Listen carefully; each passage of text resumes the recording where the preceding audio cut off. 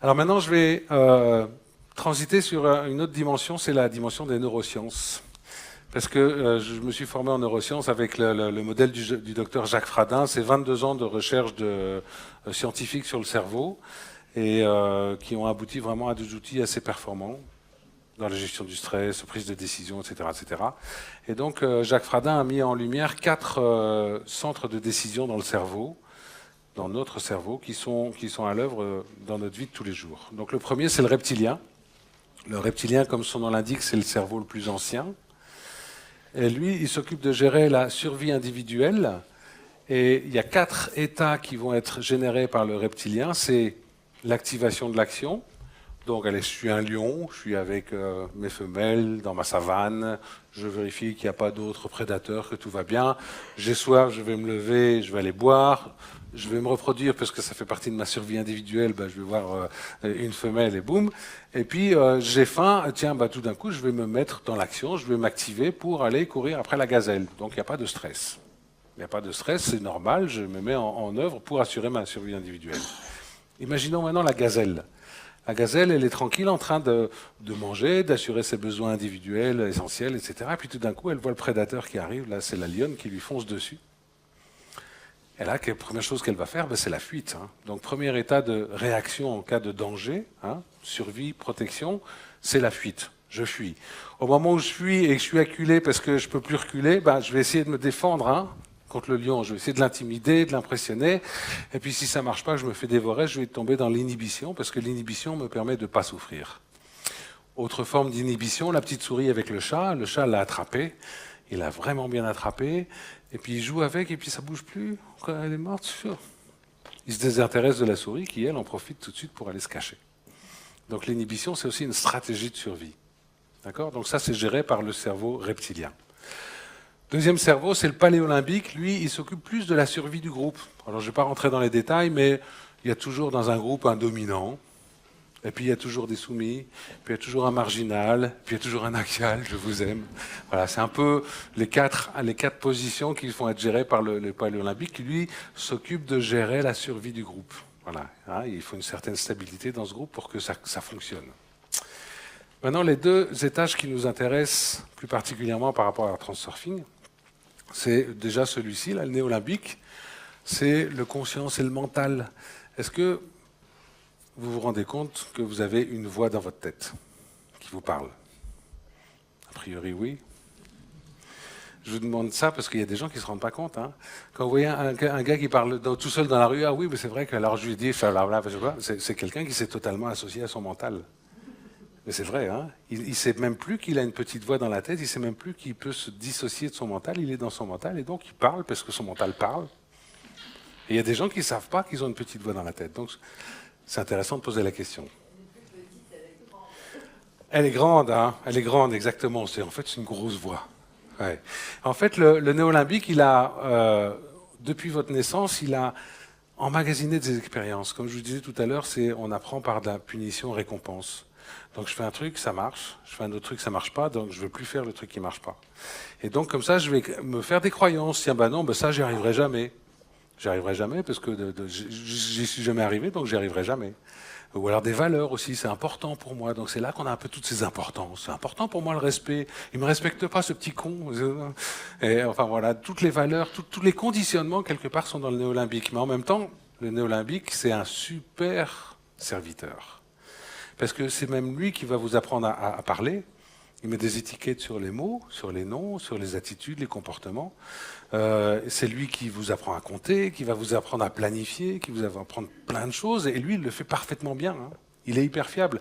Vous avez appris à conduire, donc au début, oui, je débraye, alors oui, c'est comme ça. Voilà, puis au fur et à mesure, je vais commencer à savoir conduire. Et puis j'en arrive à conduire à 120 à l'heure, en écoutant la radio, en parlant avec mon voisin. J'allais dire en regardant le paysage, mais pas trop. Hein. C'est pas forcément très recommandé. Et là, il vaut mieux que le néolimbique soit fiable. Hein. Il est hyper fiable parce que sinon, boum, je vais direct dans le platane. Donc le néolimbique, c'est un super serviteur. Et il a appris à vous résoudre plein de problèmes parce qu'il a appris. Mais il y a des moments où ça va un peu sortir de ce qui est perçu comme simple ou comme connu. Et à ce moment-là, il y a un autre étage qui est censé s'en occuper, qui s'appelle le préfrontal.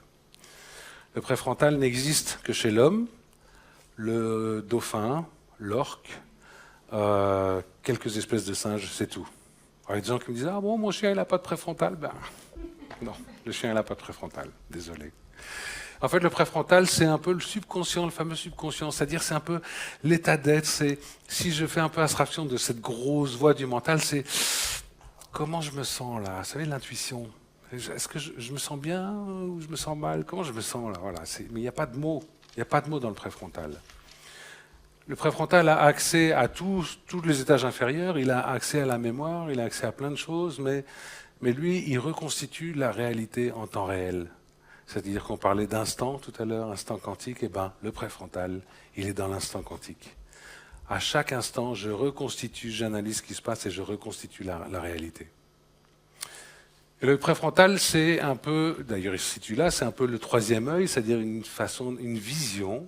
Et donc les neurosciences vous diront qu'en fait, si on le compare à l'aigle, eh ben il voit tout à fait ce qui se passe, un néolimbique, paléolimbique, reptilien, il voit tout ça, et puis en même temps, comme il est dans sa position d'aigle, il voit aussi ce qui se passe autour.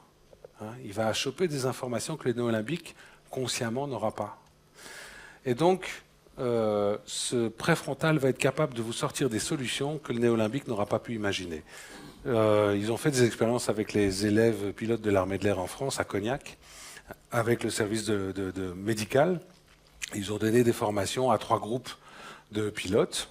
Formation lambda pour le premier, formation, pas de formation pour le second, puis formation à la gestion des modes mentaux, c'est comme ça que ça s'appelle, c'est-à-dire la gestion du préfrontal ou du néolimbique, à un 3e groupe. Et ils ont attendu 4 mois. Alors à la sortie de la formation, on demandait aux pilotes qu'est-ce que vous avez apporté. Bon, c'est pas mal, c'est sympa. Et puis 4 mois après, ils les ont mis dans un simulateur de vol. Ils les ont mis dans des situations difficiles. Et là, ce qu'ils se sont aperçus, alors il y avait tout, capteur de battement cardiaque pour mesurer le stress, etc., c'est que les 2 premiers groupes qui avaient eu des formations lambda ou pas de formation, c'était 300-400% de morts, parce que c'est virtuel, donc on recommence l'expérience, donc il peut y avoir beaucoup de morts.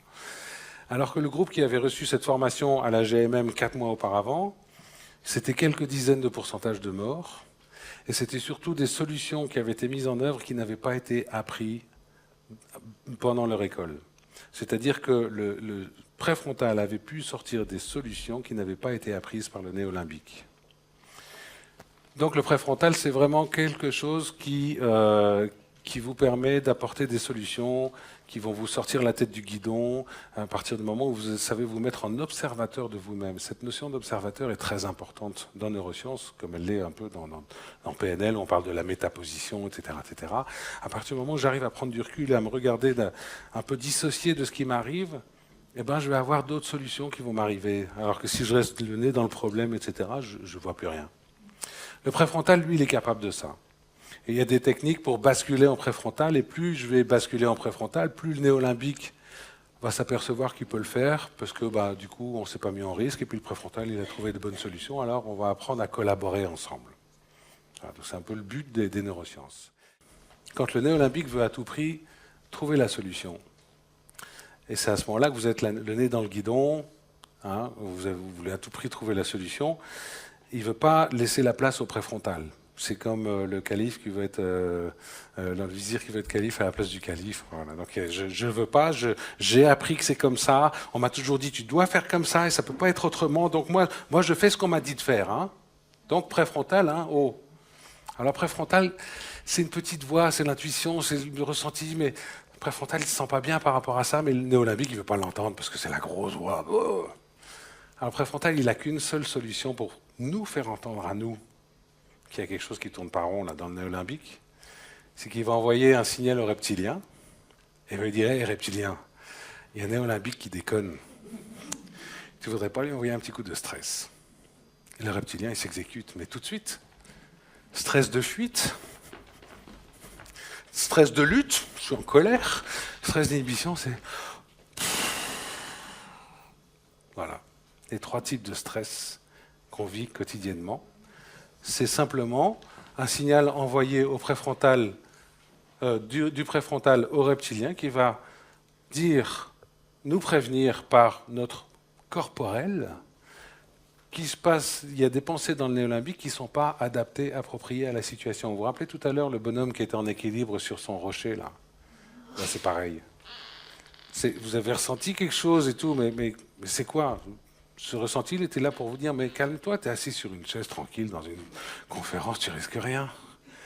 Mais non, moi j'étais parti déjà dans mon cinéma de me dire, ah, si j'étais là et que je tombe, inadapté à la situation. Donc à partir du moment où vous prenez l'habitude de vous mettre à l'écoute de votre ressenti corporel, vous vous mettez à l'écoute des signaux que votre préfrontal vous envoie.